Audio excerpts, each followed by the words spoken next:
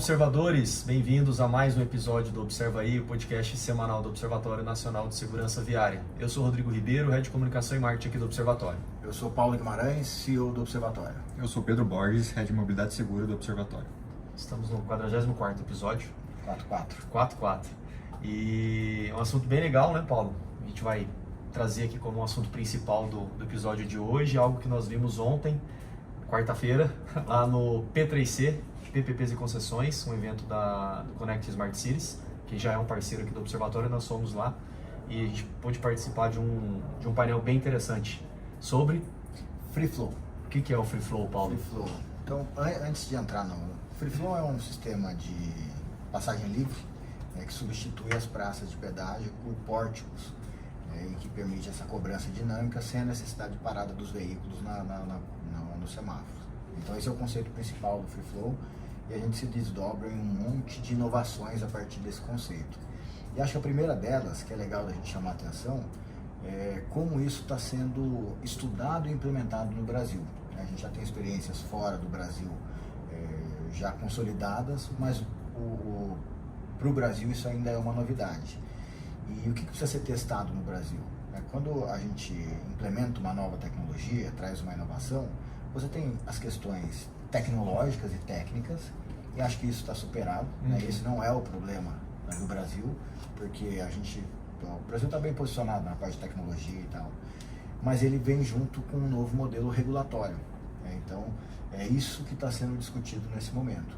E acho que a primeira inovação, então, como é que isso foi trazido para o Brasil? Isso foi trazido para o Brasil por um ambiente de sandbox regulatório. A gente já falou algumas vezes sobre esses ambientes de sandbox, que são ambientes de experimentação. Essa palavra não é mais estranha para nós, né, Paulo? Estamos acostumando já com ela. E a ANTT, que é a Agência Nacional de Transportes Terrestres, disparou um sandbox regulatório, e o primeiro projeto do sandbox é o projeto de Free Flow, que está sendo o projeto piloto da CCR, a concessionária que está com uma concessão recente agora, que passa na nossa porta. Eles pegaram aqui esse trecho Rio-São Paulo, então BR-101 e BR-116. Então a 101 já está com 3 pontos de Free Flow já nessa fase de teste, e a gente tem algumas outras rodovias no Rio Grande do Sul também já iniciando os testes. Então o que está sendo testado? Primeiro, a própria tecnologia, validando a tecnologia, mas você tem vários desdobramentos. Então, um ambiente de sandbox, o que ele faz? Ele tem o poder de afastar a eficácia de algumas leis, de algumas regras, e implementar outras de forma experimental. Então, por que precisou ser feito dentro do ambiente de sandbox? Porque a Rio-São Paulo aqui, a Dutra e a BR-101 que foram concedidas sem essa previsão de free flow no contrato. E aí você usa o ambiente de sandbox regulatório para poder não atender alguns itens do contrato de concessão, como por exemplo a construção de praças de pedágio, e fazer essa experimentação de novas tecnologias. Então, por isso que ele está dentro do ambiente de sandbox. A partir do momento que isso se consolida, que se tem um entendimento, isso passa a integrar os novos contratos de concessão, e é por isso que a ANTT, a agência, está capitaneando esse assunto. Então, coisas que a gente precisa discutir. As questões de pagamento, de pedágio, a regulação desses pagamentos, a relação disso com outros órgãos, as multas de evasão de pedágio, como é que elas vão acontecer. Então, esse é o momento que a gente já tem resultados positivos. Então, a CCR encabeçando aí essa iniciativa. Coisas que eu acho que a gente pode chamar atenção com relação a isso. Primeiro, até foi uma pergunta que o Pedro fez um pouquinho antes aqui, como é que vai funcionar o sistema de pagamento. Então, o Free Flow, o que ele faz? Ele tem o poder, primeiro e acho que esse é um impacto legal para a segurança viária, que é você tirar a obstrução das rodovias.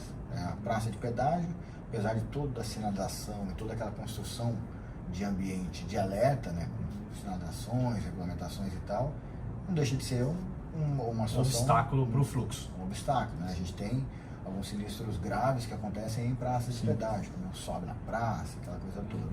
Então, de você não ter uma obstrução já é um ganho para a segurança viária. Para o usuário, né, para a pessoa que utiliza a rodovia, você tem uma economia de tempo de viagem, né, você tem um desdobramento disso com relação às emissões de poluentes, né, menos tempo parado, enfim, aquela coisa toda, e também proporciona o pagamento por trecho, né, porque hoje sim, é proporcional ao trecho, né, você tem hoje as praças de pedágio com tarifas fixas, então você passa a ter um recurso tecnológico que te permite a cobrança por trechos, né, percorridos. Então, é uma forma de você balancear, cobrar mais de quem utiliza mais a rodovia e cobrar menos de quem utiliza menos. E aí, como é um ambiente totalmente tecnológico, com processamento na nuvem, aquela coisa toda, você começa a ter outros benefícios. Então, por exemplo, a possibilidade de ter desconto, além de você ter o valor reduzido, referente somente ao trecho que você percorreu, quanto mais você utiliza a rodovia, as concessionárias poderão dar mais desconto. Então, essa é uma outra coisa que está sendo discutida lá. Um outro ponto interessante, por que o pedágio tem cancela, você sabe? Não. Sabe por que o pedágio tem cancela? para impedir que a gente passe direto. Exatamente. Por quê? Mas não precisaria ter, porque se você evadir o pedágio, tem uma multa no Código de Trânsito Brasileiro por evasão de pedágio. Só que o que acontece? No nosso modelo regulatório atual, se a gente, a concessionária, deixar um pedágio sem cancela, a hora que o carro passa e não faz o pagamento, ele passa inadimplente, vai gerar uma multa.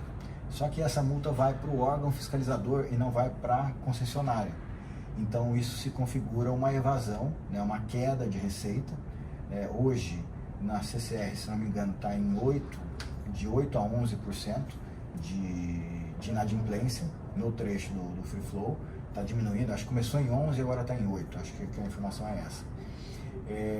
Mas na praça de pedágio convencional isso acontece por conta disso. Então a concessionária implanta um bloqueio físico para garantir que vai haver o pagamento daquela passagem.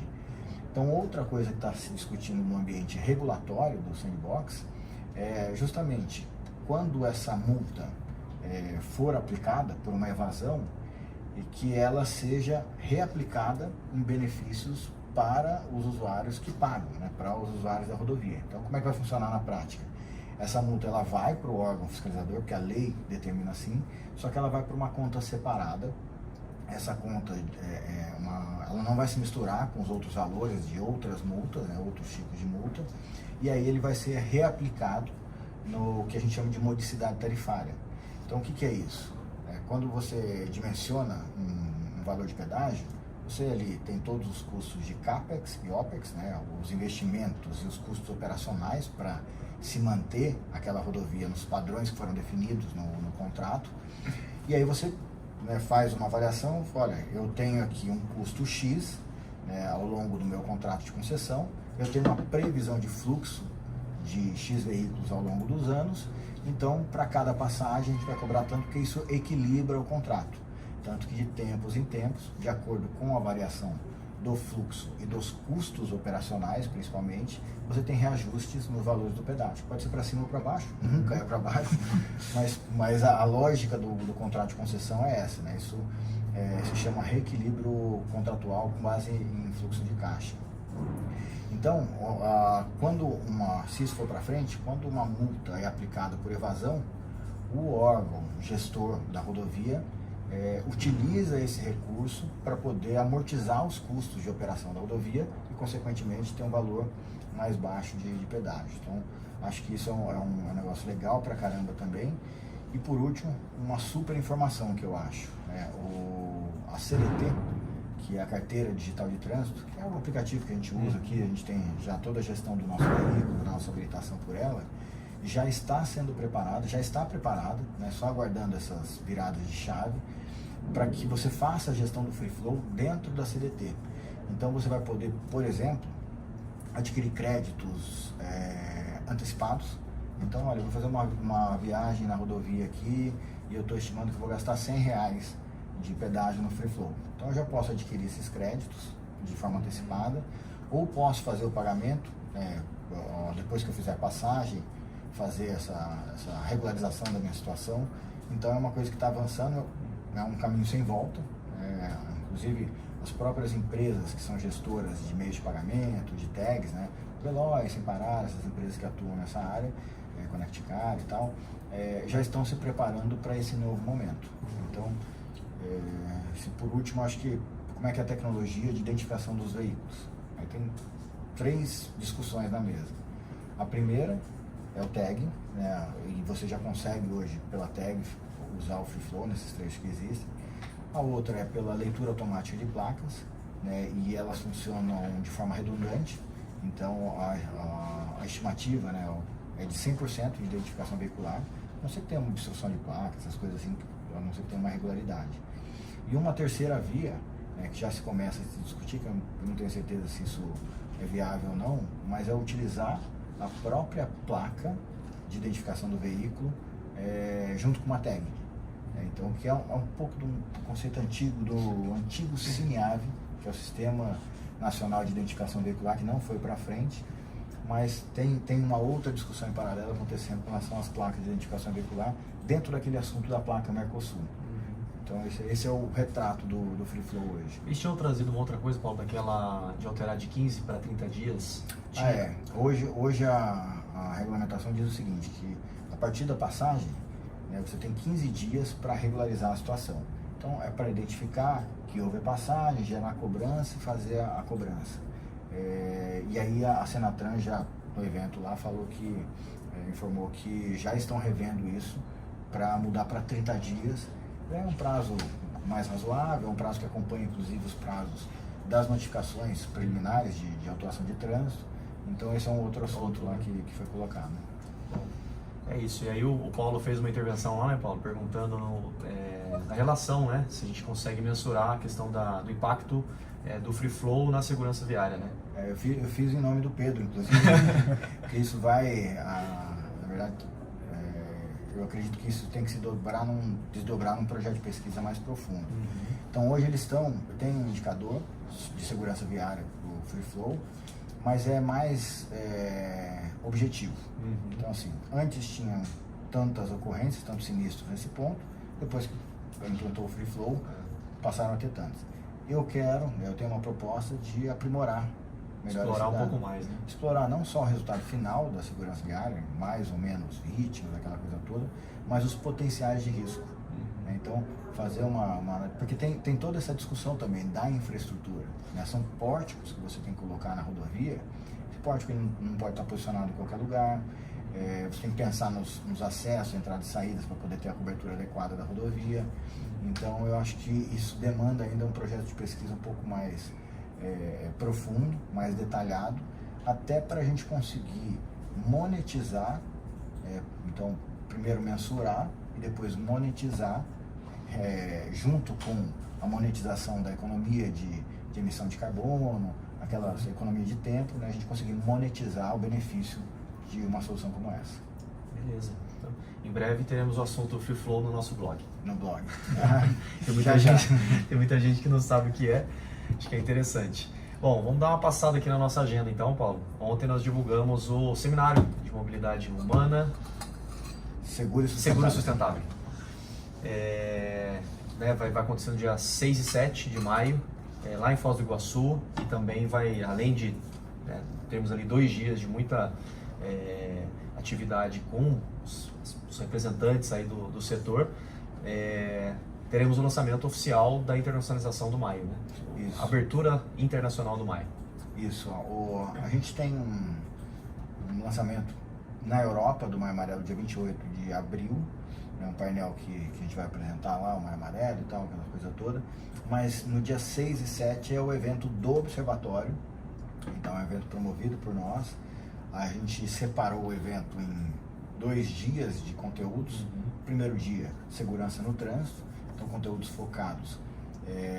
E a ideia, né, se você olhar a programação lá, a gente começa num contexto global, depois a gente vem para um contexto continental, depois a gente fala das políticas públicas de segurança nacionais.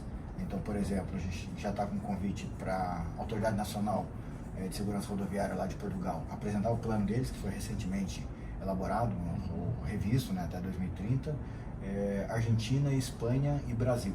O Brasil apresentando o Penatrans. E a gente vai ter um outro painel que a gente desce no nível municipal.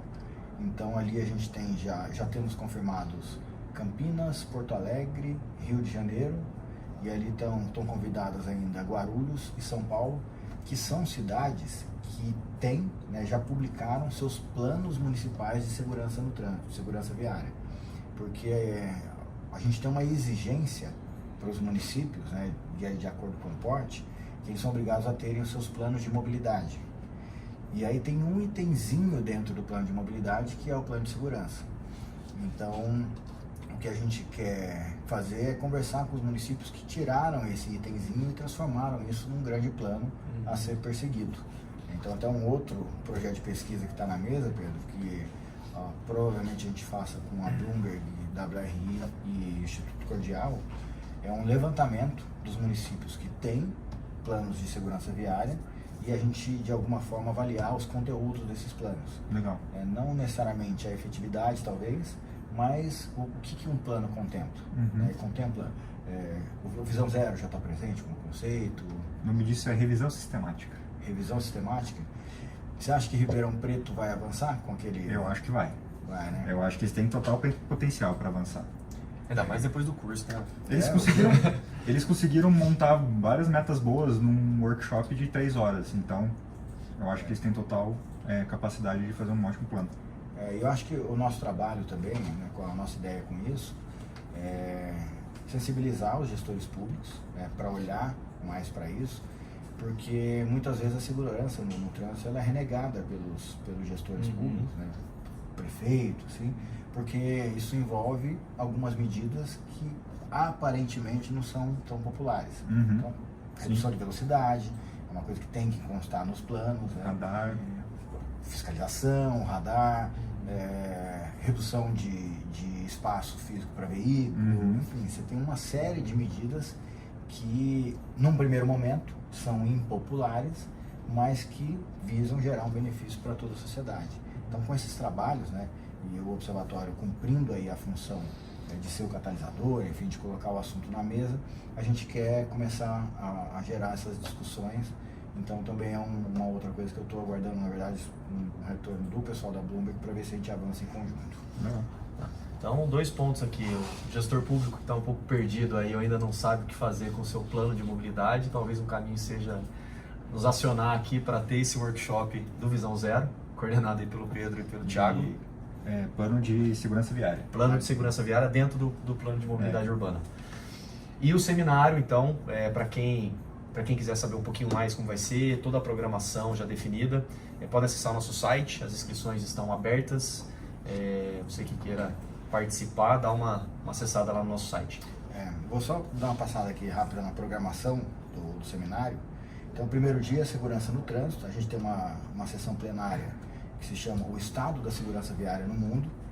Depois a gente desce para as políticas públicas nacionais de segurança viária. Depois uma mesa redonda sobre o papel da iniciativa privada na promoção da segurança viária. Depois a gente tem esse painel dos planos municipais. E aí o segundo dia, ele é dedicado mais à mobilidade, né, e inovação. Então a gente tem a sessão plenária que vai falar sobre o futuro da mobilidade humana. Então a gente já tem confirmado o Instituto Copenhagen para fazer a apresentação inicial. Já temos convite do Parque de Inovação Tecnológica de São José, participando e falando um pouco sobre o Nexus, que é o programa de inovação de startups com foco nas startups de mobilidade. A gente vai ter uma apresentação do PTI, que é o Parque Tecnológico de Itaipu, também falando em iniciativas de eficiência energética, as coisas que eles têm trabalhado lá. E a gente vai ter uma apresentação da Fundação Getúlio Vargas, apresentando o MobiLab, né, que é o nosso laboratório de ciência de dados e inovação para mobilidade, uma parceria com o Observatório. Depois a gente tem um painel de discussão sobre os desafios da mobilidade em diferentes contextos urbanos. Então, esse é um painel que vai ser mediado pelo Secretário Nacional de Mobilidade Urbana, e a gente vai ter 3 municípios como debatedores, um de pequeno, um de médio e um de grande porte, de diferentes regiões. Eles estão sendo selecionados ainda, mas a ideia é discutir o que tem de desafio, né? O desafio do município grande é o mesmo do município pequeno, enfim, fazer essa troca lá. E depois a gente tem um painel que é uma apresentação interativa, na verdade, que a gente vai falar sobre pesquisa científica, Big Data e inteligência artificial para mobilidade segura. Então a gente vai ter ali a Isabela Cavalcante, que fala muito sobre Big Data e inteligência artificial. A gente vai ter o professor Jorge Thiago Bastos apresentando ali o uso de dados na pesquisa científica aplicada à política pública, e a gente deve ter um representante do IPEA também, falando do uso dos dados na definição dos custos da insegurança viária. Então, como é que se chega nesses custos e tal, como é que a gente usa a pesquisa para poder fazer esses desdobramentos. E a gente tem um último painel, encerrando aí a nossa programação do segundo dia, que vai falar sobre fator humano e inclusão. Então, a gente tem já confirmados para esse painel, que é um painel que vai ser mediado pelo secretário nacional de trânsito, o Adroaldo, da Sinatran. A gente já tem uma apresentação confirmada do DENIT, que vai apresentar o Conexão DENIT, que é uma ação de educação para o trânsito às margens das rodovias federais não concedidas. A gente vai ter uma apresentação do Observatório, falando da nova fase do EDUCA. E a gente tem convidado a Prevenção Rodoviária Portuguesa, que é uma entidade similar ao Observatório lá em Portugal, que vai falar sobre a formação de condutores infratores. É um projeto, a PRP em Portugal é responsável por todos os cursos de reciclagem de condutores infratores. E a gente acaba o segundo dia. Vai ser um mês, Paulo, de semana. Uma semana, pelo menos. Claro, e ainda cortamos coisa, que a gente queria colocar mais coisa. Dá 2 dias com uma programação recheada. Vai ser bem legal, bem legal. Então, dia 6 e 7 de maio, em Foz do Iguaçu, participação lá de vários países, né? Então, Espanha, Portugal, Chile, Argentina, Paraguai, Bolívia. Esses são os que a gente já tem praticamente confirmados. Beleza. Pegando o gancho então do maio, começamos aí, na verdade praticamente foi encerrado, né? As gravações do filme, né, Paulo? Do Maio Amarelo. Acho que o Pedro e o Vitor acompanharam aí ontem, então muitos já estão nos procurando, né? Perguntando aí, cadê as peças? Quando que o material ficar pronto? Já, em breve, em breve. Não, mas eu queria que o Pedro contasse um pouquinho, porque o Pedro acompanhou ali os 2 dias, o Vitão também. Pedro, se você não estivesse lá, o que tinha acontecido? Porque acho que é interessante as pessoas saberem o cuidado que a gente tem que tomar. Sim, às vezes escapam umas coisinhas, mas como é que foi lá, Pedrão? Fora o sol, né? Tirando queimado, né, na cara e nos braços. Então eu e o Vitão, a gente esteve lá terça e quarta à tarde. A equipe que filmou lá é a Maori Filmes, eles são muito bons, a qualidade da imagem que eles pegam, a questão da iluminação, etc. Todo o cenário que eles montam, eu achei muito bom. E parabéns para eles, porque é muito difícil. A gente tinha uma cena que era no estacionamento de um shopping, aí é mais tranquilo. Só que depois que você vai pra rua, para você controlar todo mundo que passa na calçada, na rua, já fica mais difícil.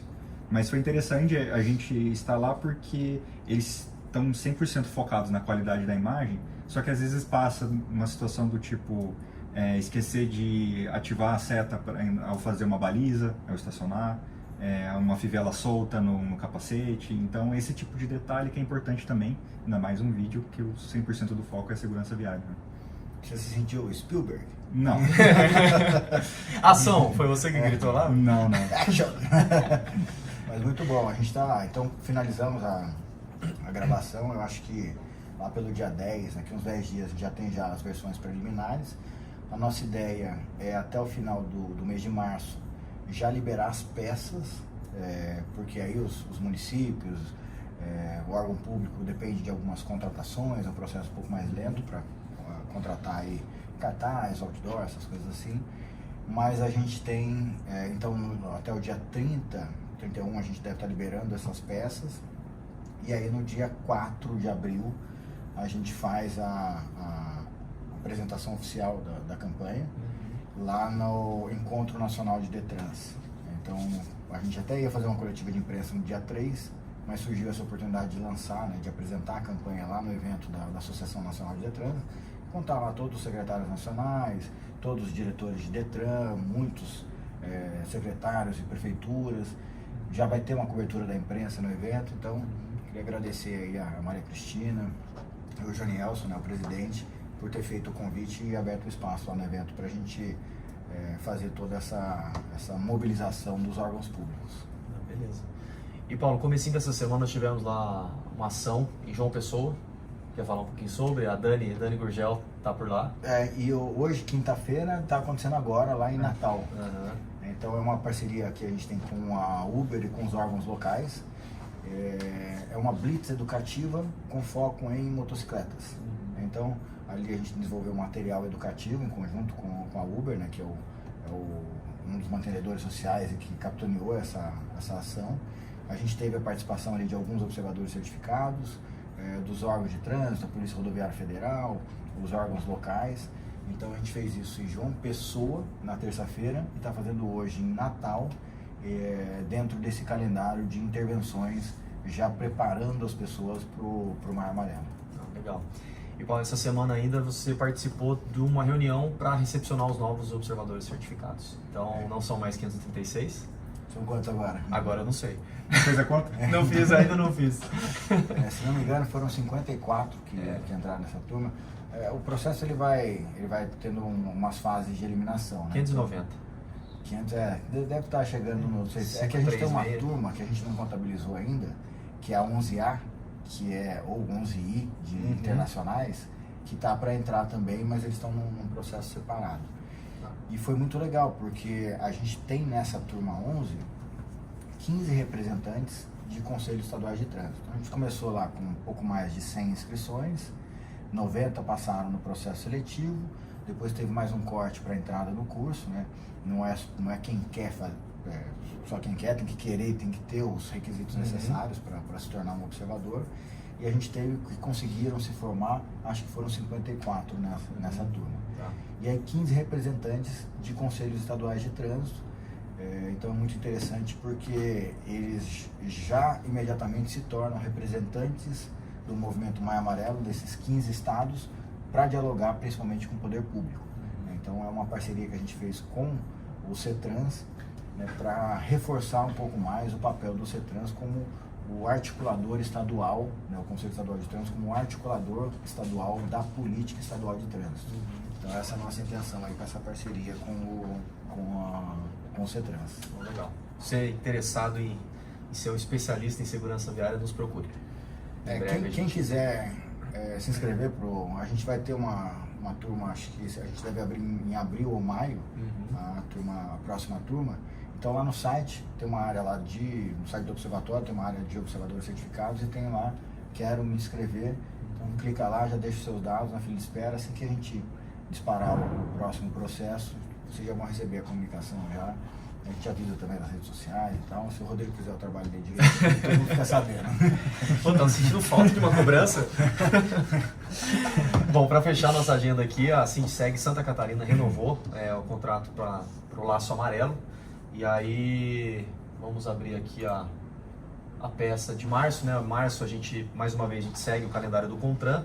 Então, março, o CONTRAN definiu que o tema seria mulheres no trânsito, até por mês da mulher. Acharam uma atriz bonita aí. Você viu? Ah, não tá aqui, velho. Bom, essa é a peça 1, vamos dizer assim, né, Paulo, de março. Então, a gente traz aqui falando um pouco sempre, mais uma vez, explorando aí muitos dados que a gente tem. Então, com a ajuda do Pedro aqui, a gente trouxe essa relação, né, que tem crescido muito mais o número de mulheres novas habilitadas, vamos dizer assim, né, do que pro público masculino, né. Então, o sexo masculino o sexo feminino tem participado mais do trânsito, né, de uma forma geral. Depois a gente tem outras peças que falam um pouco mais especificamente de algumas categorias, principalmente motociclista, que o número chama ainda mais atenção, que é o dobro do número do público geral. Então essa é a peça aí uma das peças aí de março. Muito bom. Lembrando que a gente remodelou os conteúdos, né, a forma de apresentar os conteúdos do programa Laço Amarelo. Então nos posts a gente tem um foco maior nos dados, na informação, de passar a informação. E o vídeo, antes era um vídeo educativo, em animação, e a gente entendeu que está sendo mais consumido pelas pessoas um vídeo com cenas reais, mais informativo. Então a gente tem hoje um modelo jornalístico para aqueles vídeos de 1 minuto e pouquinho, que a gente estava acostumado a ter em animação antes. Isso. Boa.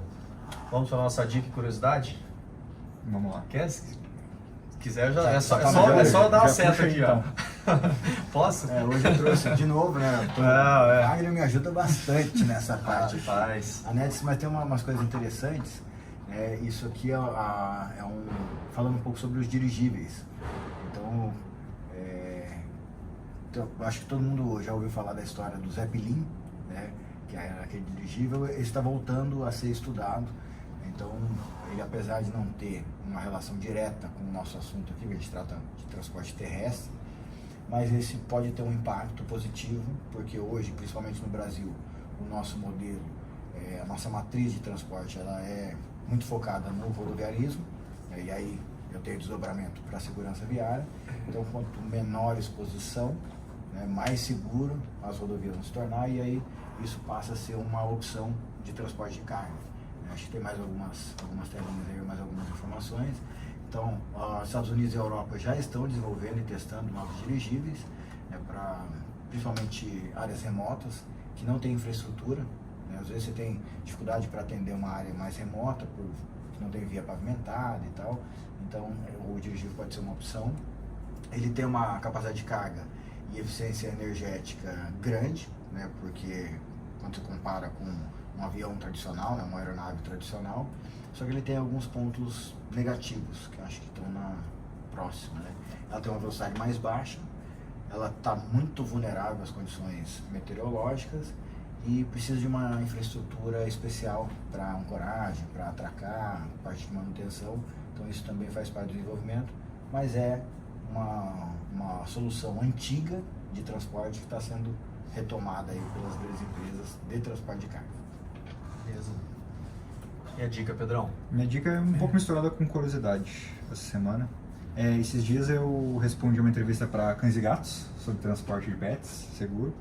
E quando eu estava pesquisando, eu caí no site de uma instituição muito interessante lá dos Estados Unidos, que é o Center for Pet Safety, que é o CPS. Eles são uma organização do terceiro setor também. E eles fazem certificação tanto para peitorais, para cachorros ou gatos dentro de carro, e para as caixinhas também. E a dica que eles dão no site deles é que tomar muito cuidado com a caixinha que você transporta seu cachorro pequeno, seu gato, quando você passa o cinto por trás dela para segurar, que alguma delas não tem a certificação de impacto quando você tem um sinistro. Então, o que pode acontecer se ela não tiver uma rigidez mínima, o cinto acabar esmagando a caixinha quando ela vai muito rápido para frente.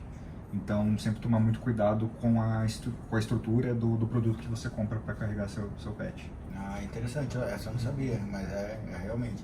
E você sabe se esses produtos têm algum tipo de certificação? Aqui no Brasil eu não sei. Eu consegui só pesquisar lá nos Estados Unidos. Que daí essa CPS, eles fazem esses testes, esses crash tests aí eles colocam ali um boneco, né, dentro da caixa e faz o teste de integridade. Sabe que uns tempos atrás, na minha outra passagem pelo observatório, a gente discutiu muito isso, na época do Isofix, né, que estava sendo adotado nos veículos, e a gente não tinha aqui no Brasil um ambiente de teste para testar as cadeirinhas das crianças. Então tudo que a gente tem de informação e de teste vem de fora. E aí o Isofix, para quem não sabe, o Isofix são aqueles ganchinhos que tem no banco traseiro, e que você não precisa passar o cinto na cadeirinha, você encaixa a cadeirinha, aquela que está preparada para Isofix. Bem boa, gostei dessa dica aí. É uma curiosidade também, porque é um universo só de pesquisa sobre pets no carro que eu nunca tinha visto no Brasil. Mas lá nos Estados Unidos tem essa instituição que faz. Legal. É isso. Encerramos. Fechamos? Algo mais aí? Para semana que vem tem o Intermodal. A gente tem um evento grande, o Intermodal. Foi a estreia do Pedro ano passado, foi no Intermodal. Meu primeiro dia de observatório foi lá. O primeiro dia de observatório, você não foi para o observatório? Não, fui para São Paulo, para o Intermodal. Intermodal é um evento gigantesco que trata de todos os modais. Ele é muito focado em carga, tem passageiro também. E foi lá na Intermodal ano passado que a gente lançou o selo Mobilidade Segura para transportes. Então esse ano a gente vai de novo, a gente não tem nenhuma apresentação, nenhum lançamento para fazer lá, mas a gente vai lá participar, manter o contato. A gente tem cada vez mais trabalhado mais com transporte de carga, tem muitas transportadoras que são empresas laço amarelo, então a gente vai lá fazer essa participação lá. Beleza. Então é isso. Esse foi mais um episódio do Observa Aí.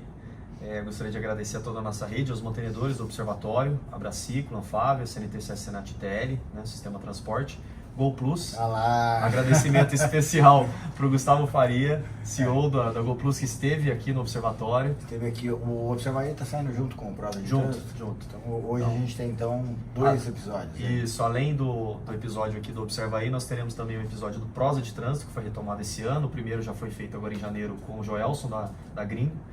E hoje foi feito aqui um bate-papo bem legal com o Gustavo. Então, agradecimento aqui ao Gustavo. Da Gol Plus. Da Gol Plus. É porque o Gustavo é mineiro, né? A gente falava Gol Plus. Gol Plus. E ele falou, não, o certo é Plus, que não é da roça. Para com esse negócio, é isso? É, tipo isso. Agradecer a Gringo, iFood, Ipiranga, Mobilidade Estadão, Raiz e Uber, Veloy Vibra, aos cerca de 600 observadores certificados, a todas as empresas, prefeituras e entidades Laço Amarelo, aos que aderiram ao Educa e a todas as instituições que mantêm cooperações técnicas aqui com o Observatório. Valeu, pessoal, até o próximo episódio. Valeu, pessoal, até a próxima. Até a próxima.